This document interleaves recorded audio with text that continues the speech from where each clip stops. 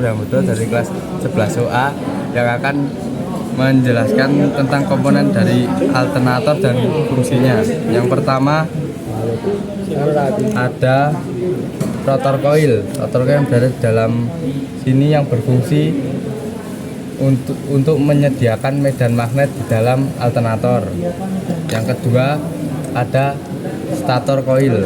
Stator coil yang berfungsi menangkap perpotongan medan magnet yang dimana untuk menghasilkan aliran listrik maka medan magnet harus berpotong dengan kumparan.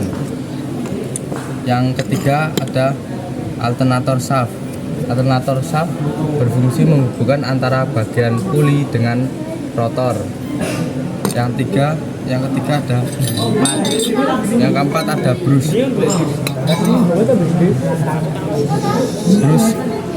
keempat ada brush. Brush berfungsi untuk menghubungkan arus listrik ke rotor coil. Yang kelima ada puli. Puli berfungsi menerima putaran input dari mesin. Yang keenam ada bearing.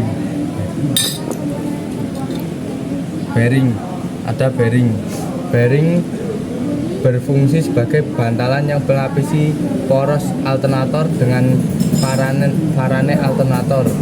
Yang ketujuh ada kipas, berfungsi untuk mendinginkan kumparan stator atau rotor saat bekerja. Yang kedelapan ada dioda. Dioda berfungsi mengubah arus AC menjadi DC. Yang kesembilan ada alternator soket yang berfungsi membangkit medan magnet. Yang ke-10 ada alternator housing, berfungsi menjadi pelindung semua komponen-komponen alternator. Sini saya akan menjelaskan perbedaan dan fungsi dari vortex relay dan vortex regulator. Fungsi dari vortex relay adalah mematikan dan menyalakan lampu indikator. Terus vortex regulator berfungsi mengatur kemagnetan pada rotor. Perbedaannya, kalau regulator berwarna hitam, terus kalau relay berwarna putih, dan regulator lebih besar daripada vortex relay. Terima kasih. Di sini saya akan menjelaskan terminal-terminal pada regulator. Terminal E menuju ke P1, terminal IG menuju ke P2, terminal F menuju ke voltex relay, terminal L menuju ke vortex regulator, terminal N menuju ke PL1, terminal B menuju ke PL2. Di sini saya akan menjelaskan tentang wiring lampu menyala dan kunci kontak on. Yang pertama dari baterai menuju fuse blink, menuju kontak, menuju fuse, menuju IG, terus menuju ke PL1, terus ke PL0, menuju ke F regulator, menuju ke terminal F alternator, dan terus menuju ke sikat positif. Dari sikat positif menuju ke slip ring. Slip ring terjadi kemagnetan, menuju ke slip ring lagi. Setelah itu menuju ke sikat negatif. Setelah itu menuju ke terminal E alternator, kemudian ke massa. Sekarang saat lampu menyala, dari baterai menuju ke fuse blink, menuju ke kunci kontak, menuju ke fuse, terus menuju ke PN0, baru ke P1, menuju ke ground. Dan setelah itu lampu menyala. Bila kunci kontak di on kan, mesin mati, maka rotor alternator menjadi magnet. Ini saya akan menjelaskan tentang tekanan rendah. Dari kemagnetan jadi di rotor coil, teruskan ke starter coil menuju ke N alternator, menuju ke N regulator, terus menuju ke voltage relay. Di voltage relay terjadi kemagnetan yang menyebabkan P0 dan P2 bergabung. Setelah itu tegangan AC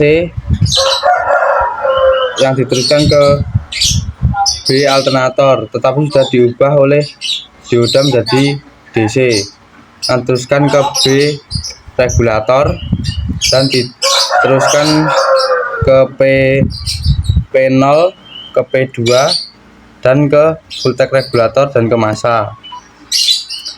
Di voltage regulator jadi kemagnetan yang menyebabkan PL1 dan PL0 berpisah.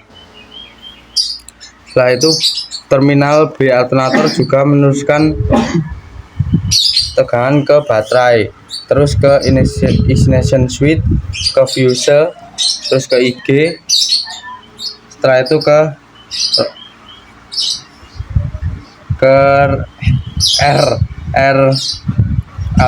R regulator menuju ke rotor coil.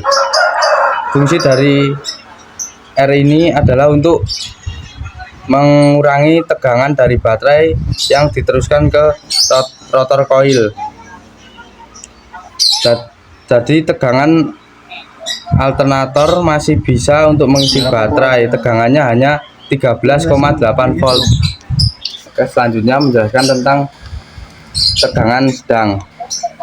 Dari B alternator menuju ke B regulator, menuju ke P0, ke P2, setelah itu ke regulator, setelah itu ke massa. Nah, di voltage regulator ini menyebabkan terjadi kemagnetan di voltage regulator ini yang menyebabkan PL1 dan PL0 berpisah, tetapi tegangannya dihasilkan oleh kumparan voltage regulator ini tidak cukup kuat untuk menahan PL0, jadi PL0 bisa kembali. Setelah itu B alternator juga mengisi tegangan ke baterai, dari baterai menuju ke menuju ke ignition switch, menuju ke fuse, menuju ke IG regulator, setelah itu ke resistor, menuju ke F regulator, menuju ke F alternator dan ke rotor coil. Tegangan dari resistor walaupun sudah dikurangi yang menuju ke rotor coil, tetapi masih lebih kuat daripada yang tekanan rendah. Tekanannya adalah 14,8 sampai 13,8 volt. Selanjutnya saya akan menjelaskan tekanan tinggi dari B alternator menuju ke B regulator, menuju ke P0, menuju ke P2, menuju ke voltage regulator. Di voltage regulator ini tegangan sudah cukup kuat untuk menarik PL0 berpisah dengan PL1 dan bergabung di PL2. Setelah itu B alternator ini juga meneruskan tegangan ke baterai, dari baterai ke ignition switch, ke fuse, ke IG regulator dan ke resistor, ke PL1, ke PL0, ke PL0, ke PL2 dan ke regulator dan ke massa. Kenapa tegangan dari resistor tidak melewati rotor coil? Karena tegangan yang disalurkan sudah tinggi, yaitu 14,8 volt. Apabila melewati rotor coil, tegangannya kurang dari 14,8 volt dan itu terjadi periodik.